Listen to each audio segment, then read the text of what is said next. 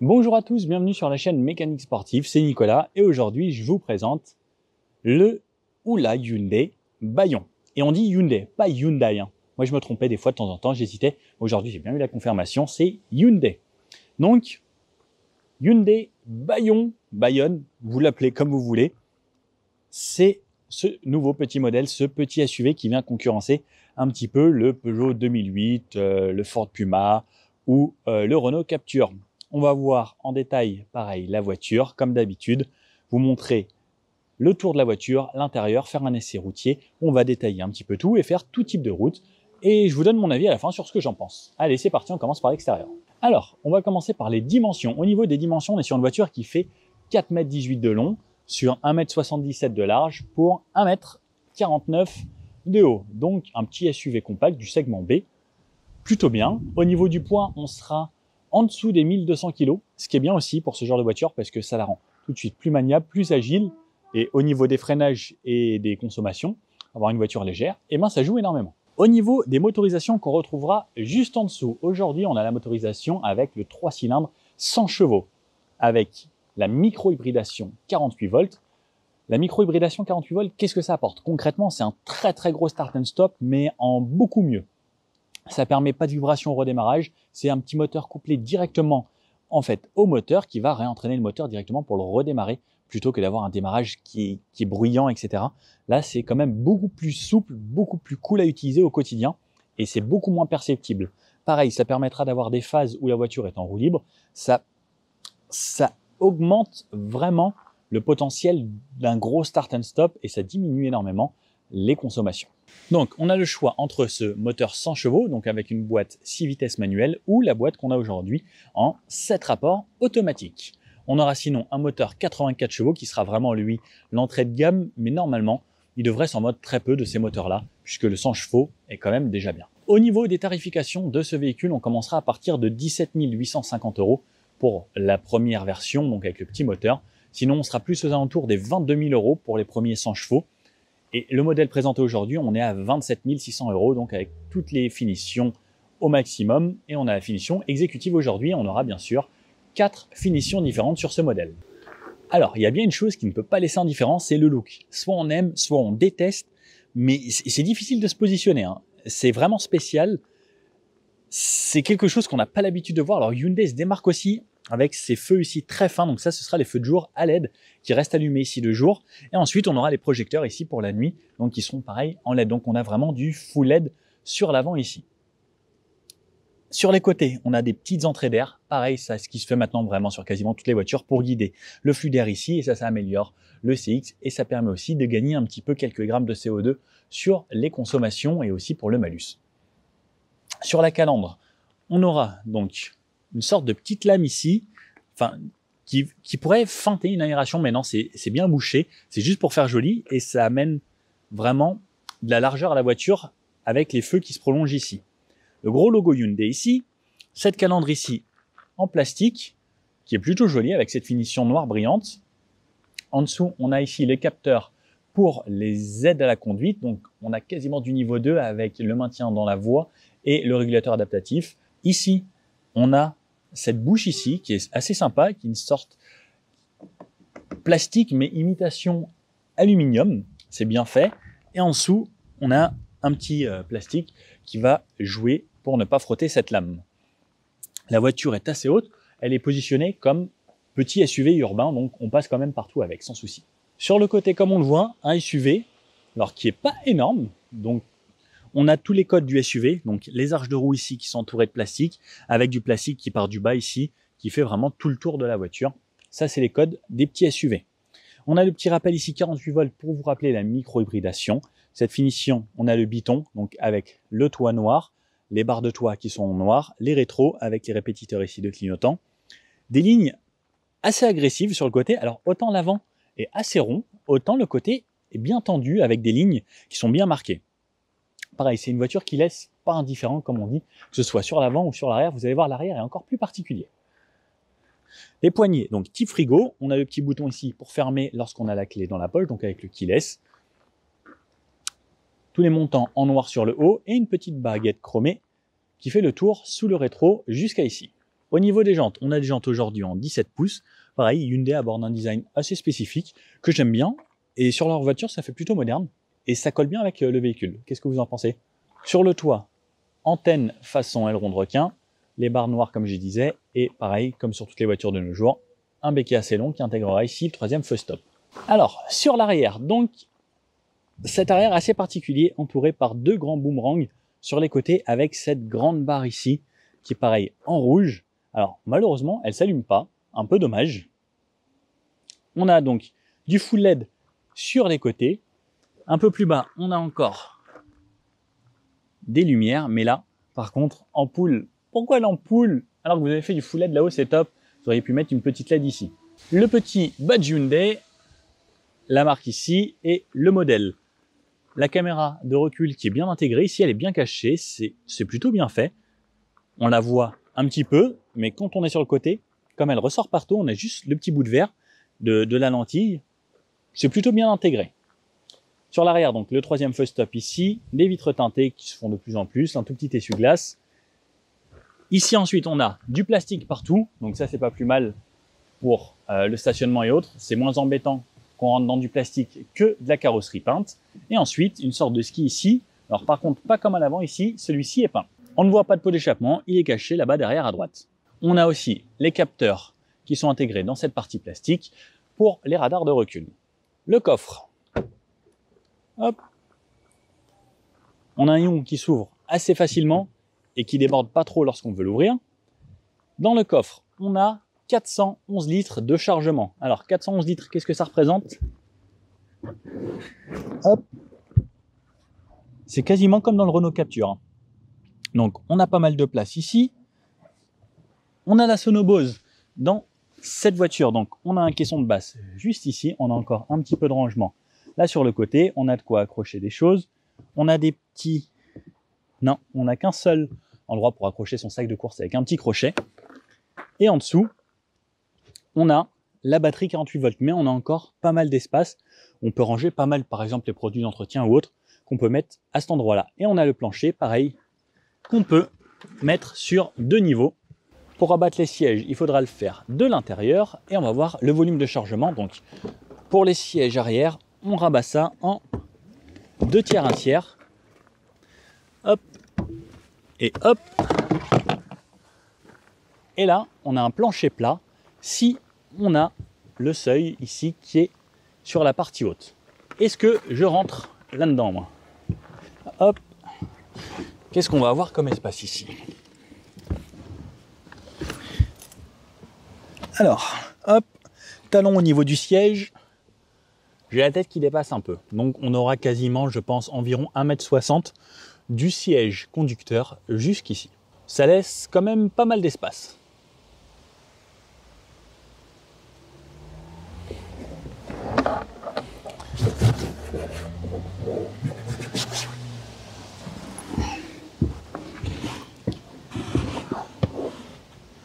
Hop. Faudrait que je fasse un petit peu plus de gym.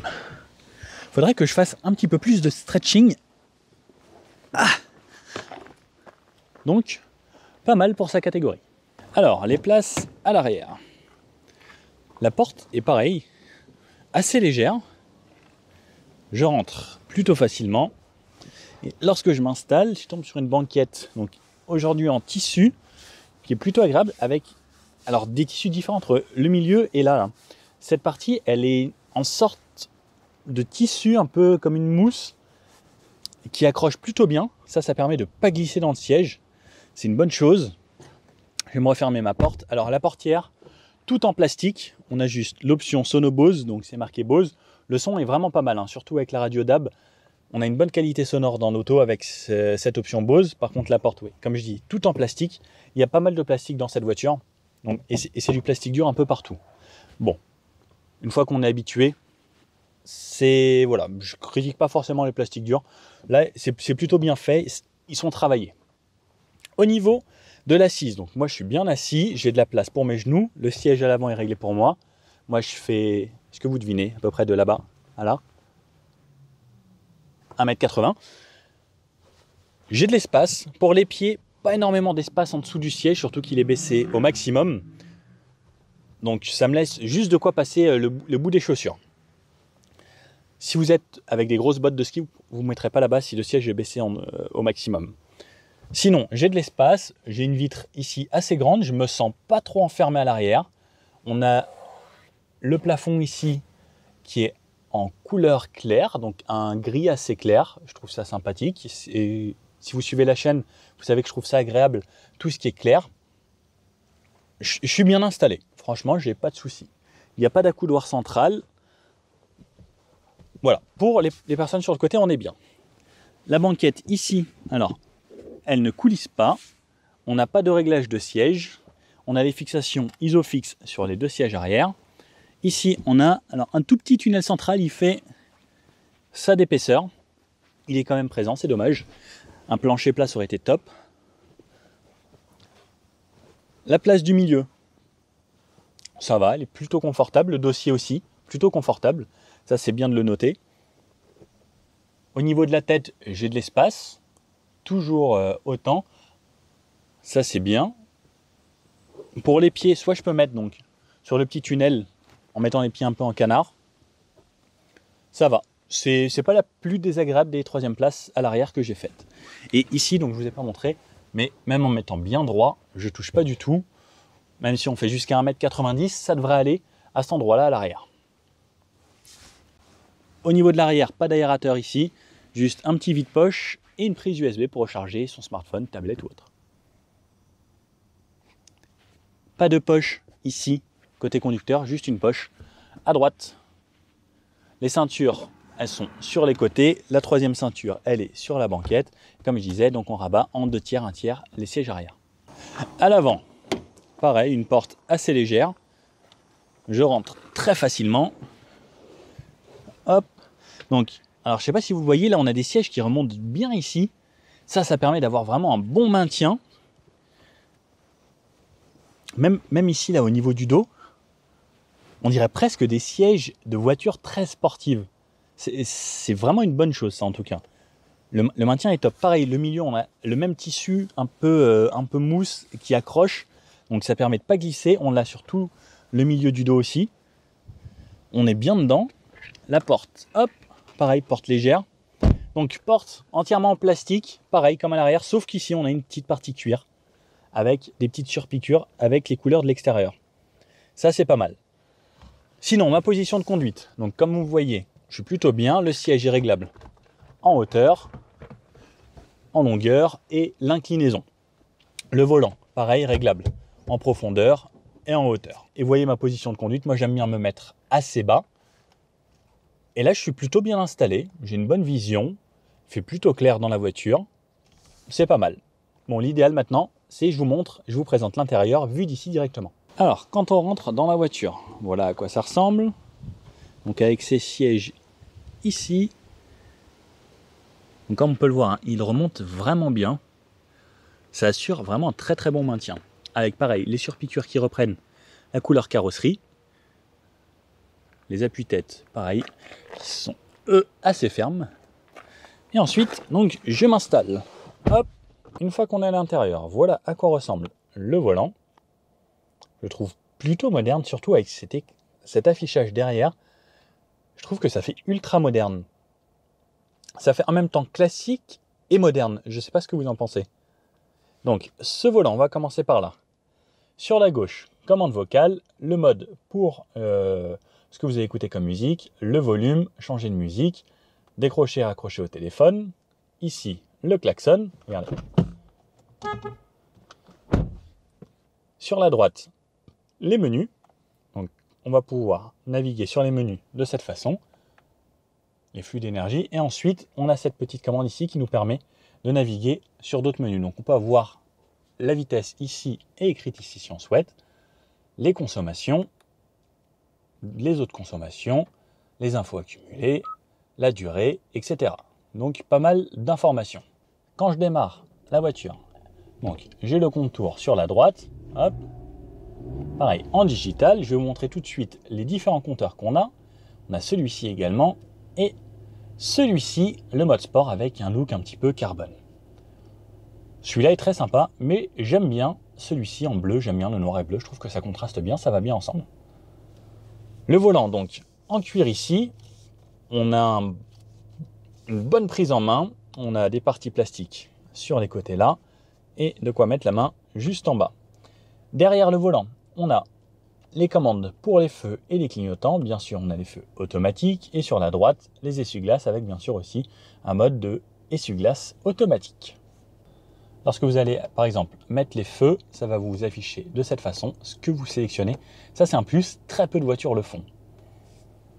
Sur la gauche, donc la portière, comme je vous disais, avec cette partie ici, en cuir et tout le reste, donc ça donne une imitation cuir, mais plastique, plastique, plastique partout.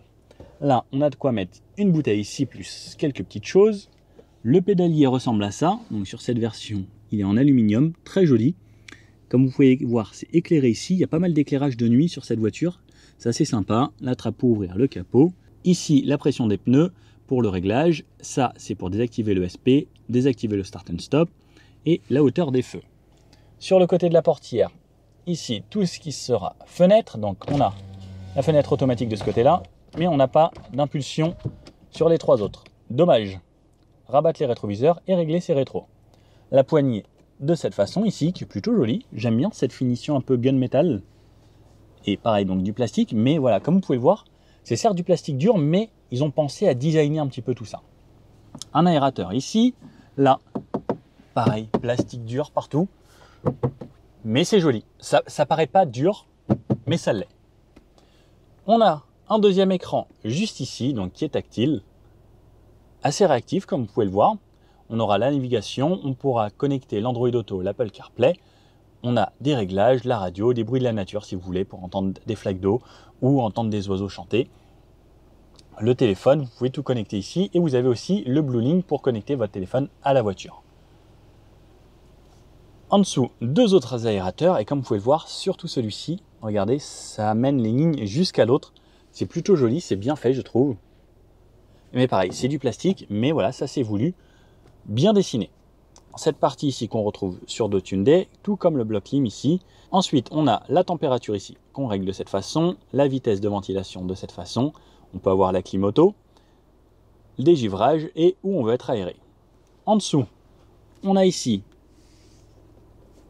le câble USB pour pouvoir recharger de ce côté et à droite, c'est l'USB pour connecter l'Android Auto et l'Apple CarPlay. Ici, c'est mieux fait que chez beaucoup d'autres.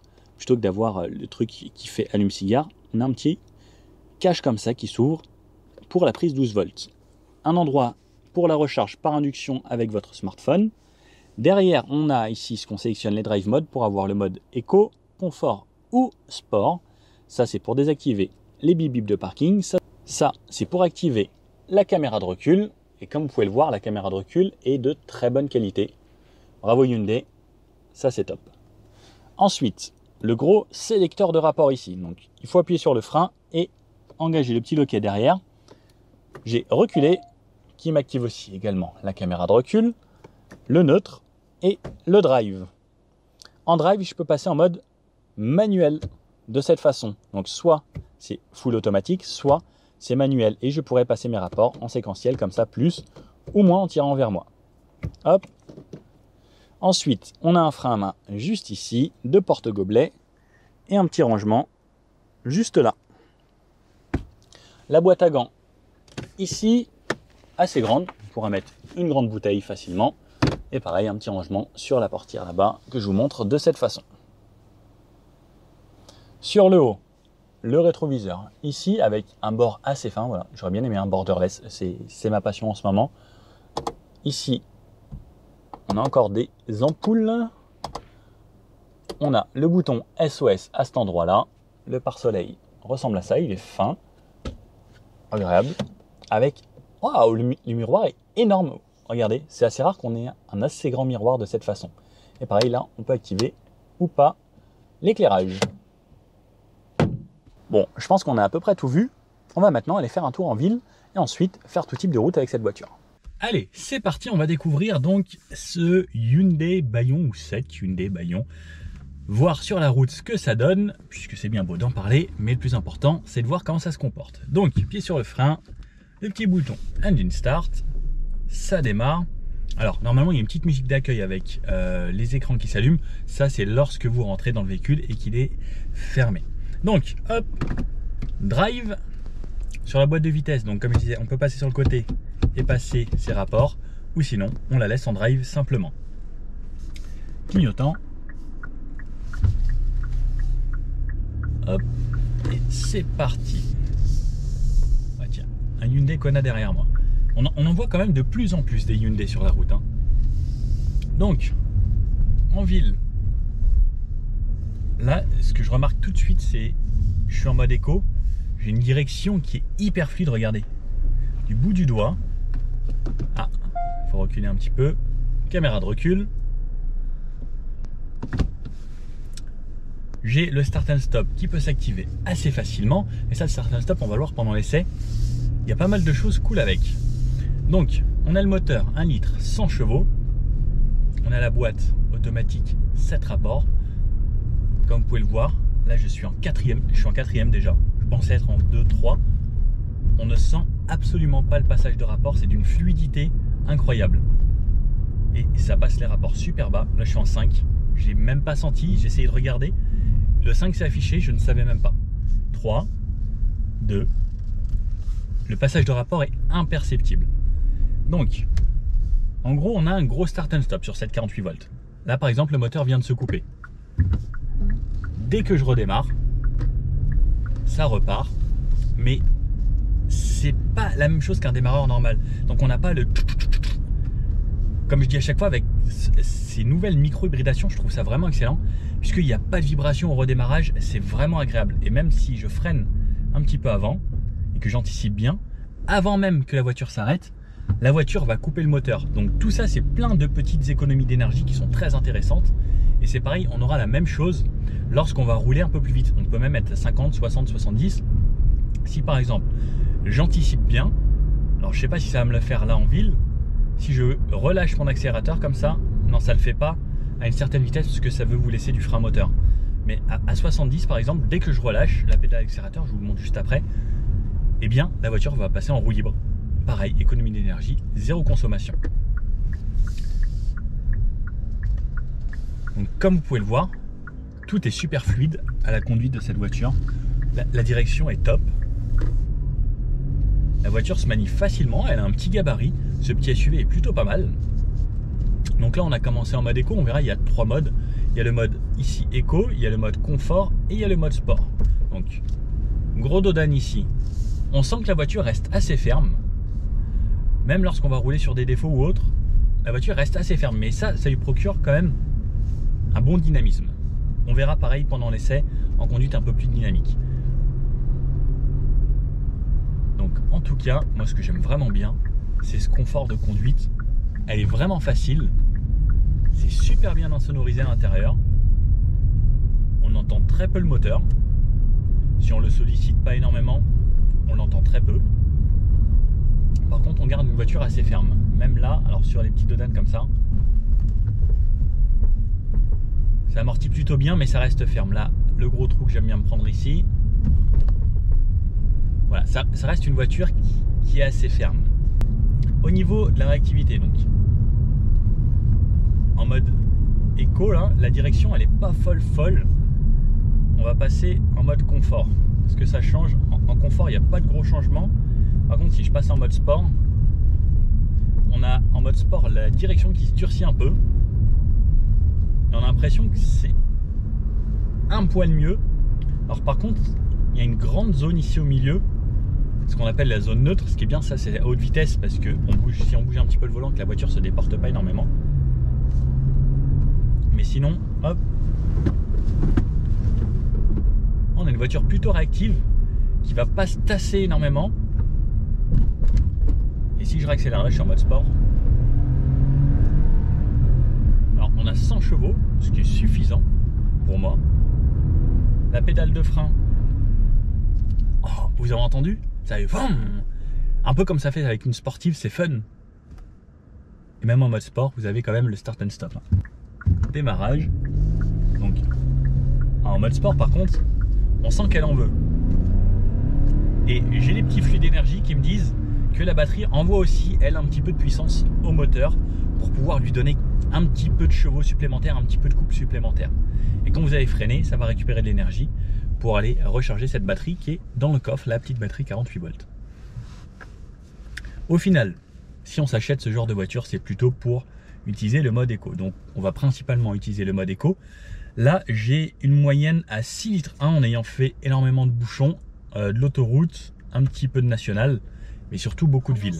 Donc là, ça me repasse les rapports, 4, 5, à 40 km/h, je suis à un peu plus de 40 km/h, je suis déjà en 5e. Donc on a la boîte 7, à 50, elle me passe la 6e. Je suis en dessous des 1500 tours minute, c'est ultra agréable.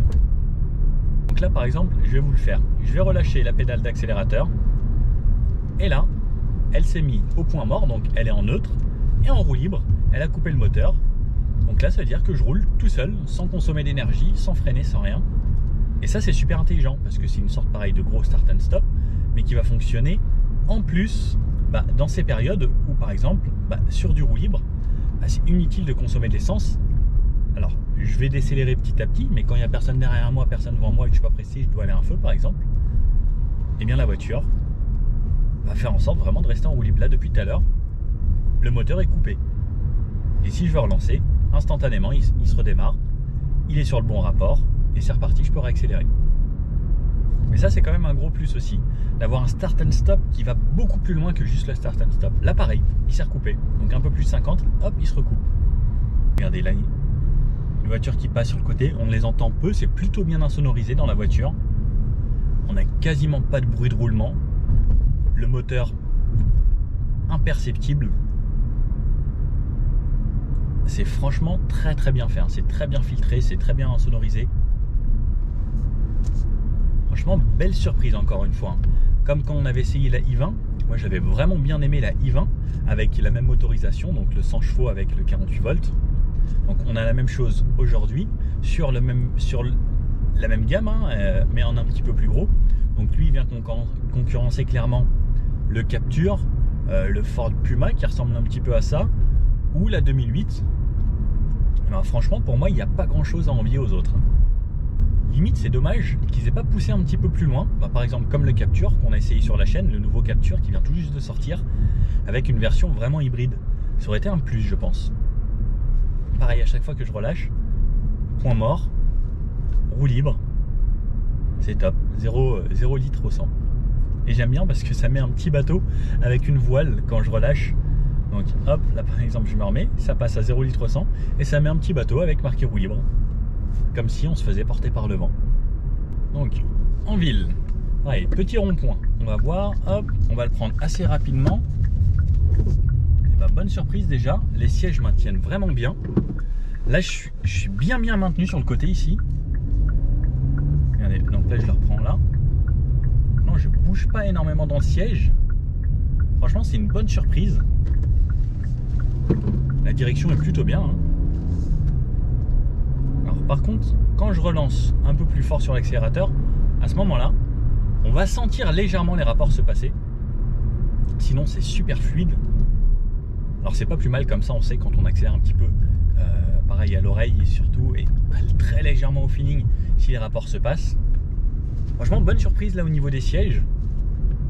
Le rayon de braquage, c'était un petit rond-point, pas mal. On va s'essayer, tiens, on va essayer de se stationner. Je peux activer mes caméras, soit dès que je passe la marche arrière, j'ai ma caméra de recul. Et bravo Hyundai, franchement, c'est quelque chose que je reproche à beaucoup de marques, c'est de ne pas faire l'effort sur les caméras.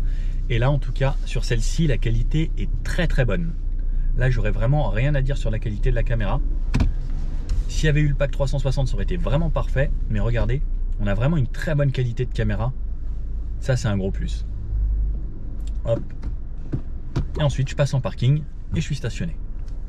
Alors, on arrive dans mon rond-point test.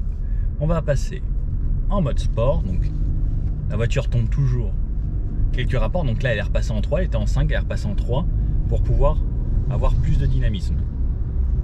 Donc, on va voir ce que ça donne niveau tenue de route un petit peu à plus haute vitesse.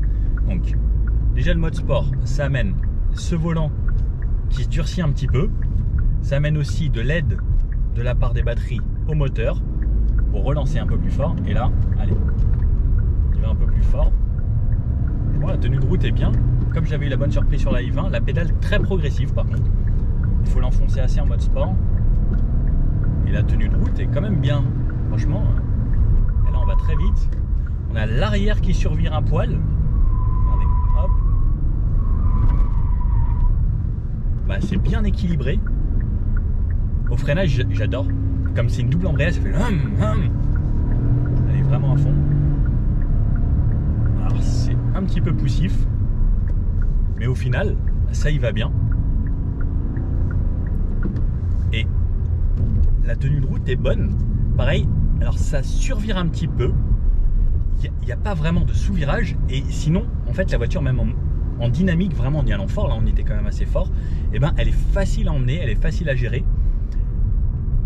On n'a pas de mauvaise surprise. Et pareil, l'arrière, quand il part, ça décroche vraiment très légèrement, très gentiment. Après, qui va conduire parmi la plupart des gens qui vont acheter ce véhicule de cette façon? Très peu de monde. Donc au final, je trouve ça plutôt bien comme tenue de route. Et l'avantage aussi, c'est ça, c'est d'avoir le fait d'avoir des suspensions assez fermes. Ça permet, regardez, hop, quand je fais ça, la voiture, elle prend pas tant de roulis que ça.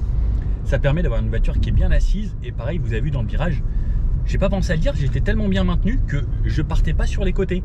Et le fait de ne pas partir sur les côtés, eh bien ça me sécurise encore plus parce que je suis pas emmené par le volant, enfin emmené par mon corps et je tire le volant. Ça fait que j'étais bien. Pareil, le repose-pied est énorme sur le côté, j'ai de quoi bien me caler dans le siège. Franchement, si elle avait plus de puissance, ça pourrait être une bonne voiture avec un bon comportement sportif, je pense. Donc là, dans ce petit rond-point, c'est pareil, une bonne tenue de route, ça y va assez bien. Ça colle bien la route. La voiture est bien équilibrée. Moi, dans mon siège, je suis bien. Pas de souci. Et allez, on va aller s'insérer sur l'autoroute. Donc, même sur des longues courbes, c'est plutôt agréable. Moi, c'est vraiment ces sièges. Je ne m'attendais pas à être si bien maintenu ici. Allez, j'accélère un peu. Ah, les bouchons. Les joies de l'Île-de-France. Ça bouchonne partout, tout le temps. Bon,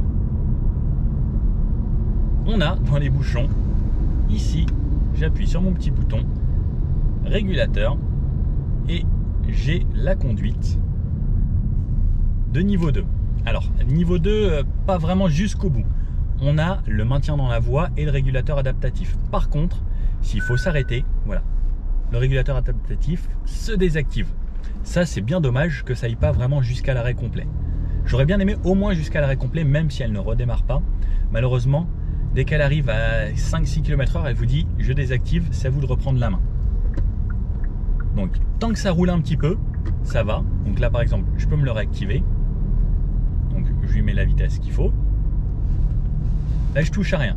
Maintien dans la file, régulateur adaptatif. Par contre, à partir du moment où ça va s'arrêter, c'est à vous de reprendre la main et c'est à vous de repartir également. Donc, quand vous avez des bouchons, vous priez pour ne pas que ça s'arrête. Ah, voilà. Là, j'étais en dessous de 10 km/h. Elle n'a pas aimé.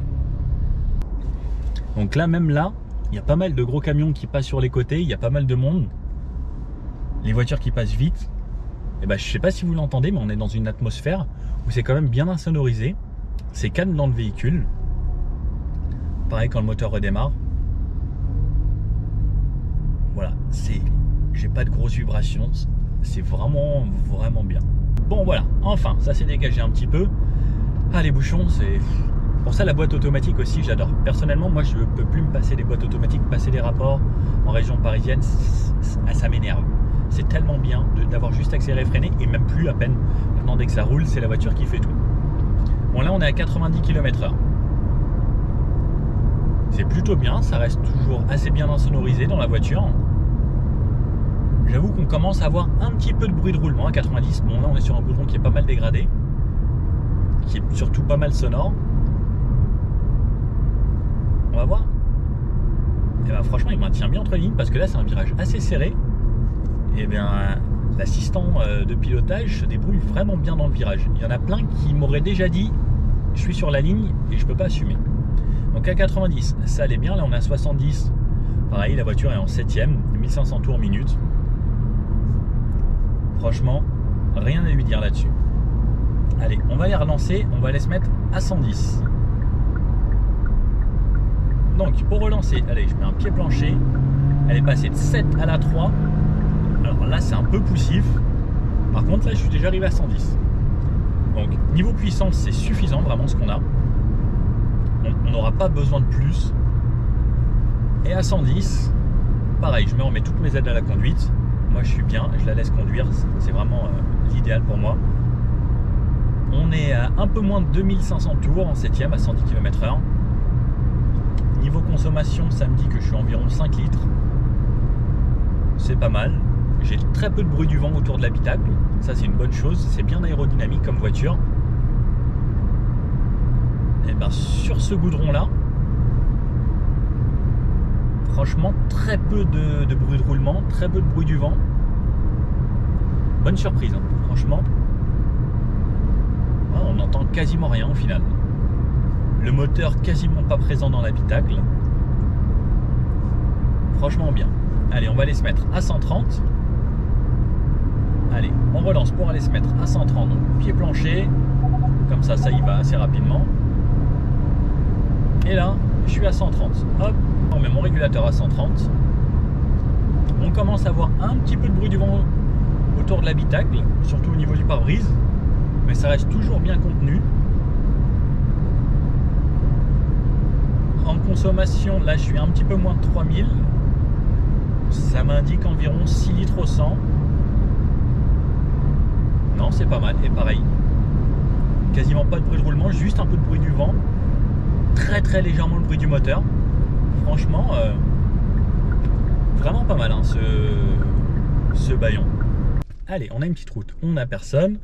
Mode sport, et on va se tester le 0 à 100. Donc ça patine un petit peu au démarrage. Ça pousse quand même pas mal, hein. On arrive à 90 et on est à 100. Franchement bien. C'est suffisant. Gros virage, ça tient bien la route. Franchement, on a une voiture qui est plutôt saine.